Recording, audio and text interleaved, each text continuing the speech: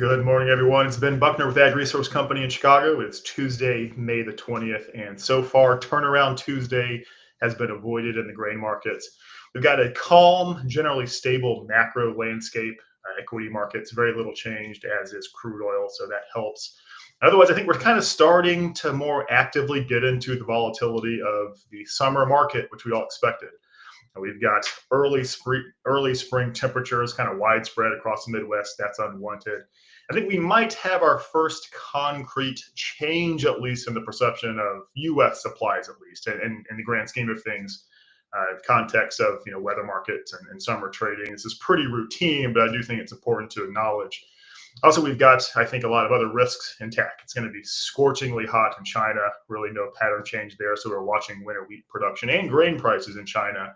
And also, we've got probably a very, very elusive ceasefire between Ukraine and Russia. And seemingly, the U.S. is kind of stepping away from those negotiations. So that probably doesn't resolve itself in the near term, maybe even in the long term. So I think the primary issues today are maybe crop progress colliding with new 10-day U.S. weather forecast. And again, it's going to take a pretty big problem to cut the market's perception meaningfully of new crop stocks. But corn progress, planting progress, 78% complete. That was right at expectations. But if we get into the details, I think it is places like Illinois, Indiana, Ohio, Kentucky, and Tennessee, and maybe even Missouri are just kind of at risk of not planting the remainder of intended areas, at least according to NASS, prior to maybe the final days of May or first week of June. And so we can kind of count, at least according to NASS, based on planting intentions and crop progress, maybe 6 million total acres unplanted in Illinois, Kentucky, Missouri, Ohio, and Tennessee. Again, just that's more concrete than a lot of theoretical problems. I do think that corn will be planted later than normal, even relative to longer term averages in those places. And here's kind of the issue that we're dealing with is, of course, it's raining most places in the Midwest currently. It's going to continue for another, 36 hours or so. So cool temperature is also going to slow evaporation, slow emergence, and we do fortunately have a lot drier pattern emerge by the latter part of this week in a lot of places, except for Missouri, far southern Midwest, Kentucky, and Tennessee. Those are the places of concern. This graphic shows you the 1 to 5 day rainfall forecast on the left, the 6 to 10 day forecast on the right. So you kind of see unrelenting soaking rainfall. 4 or 5 inches, Missouri, Tennessee, and Kentucky over the next 10 days. So again, just thinking mathematically, when does the remainder of corn and soybeans get planted? It's going to be late. So again, that's kind of a fact at this point, and that's what's, I think, driving the addition of some weather premium. Also, no change in China. There are hints that the monsoonal pattern there does reach into major ag areas farther north, and the 12 to 15 day period, but kind of focused on what's ahead of us the next 10 days. Not a lot of rain, scorching temperatures today, peaks of 101 to 103 degrees. So China's kind of a black box. We're not really sure what's happening there yield wise, but I don't think this is good for crops.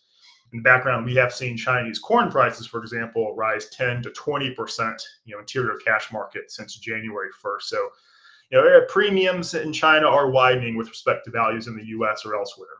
I don't think there's a lot of downside risk in Chinese grain imports anyway, just because they've been in the doldrums the last 12 months. So we're going to start paying more attention to when and if rain does move north in China.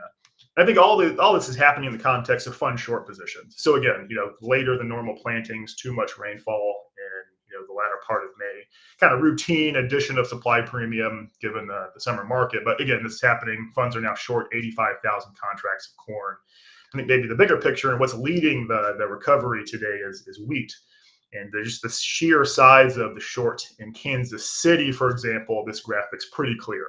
Last Tuesday, funds were short 81,000 contracts, or about 400 million bushels of Kansas City wheat. That's the largest on record, kind of smashes the previous record of 2019 of 60,000 contracts. So again, just kind of having to contend with the absence of new selling.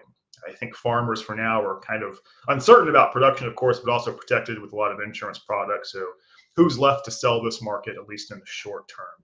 Seasonal trends do turn negative about mid-June onward unless there's a bigger weather threat. But for now, I think both the bulls and bears kind of had their arguments. But like we mentioned yesterday, just neither is going to have a lot of leverage in the near term. So we're kind of going to get into that with our research for the rest of the week, kind of provide the framework for why weather does matter, why you can expect the market to respond to even minor weather threats. Again, part of it's the lack of carryover stocks.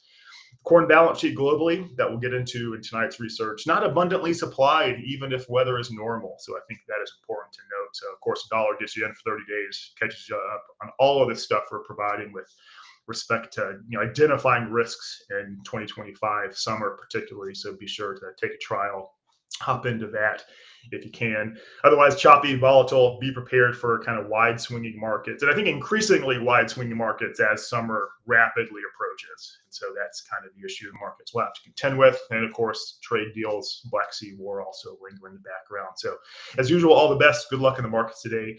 And we will talk at you tomorrow morning. Thanks for watching.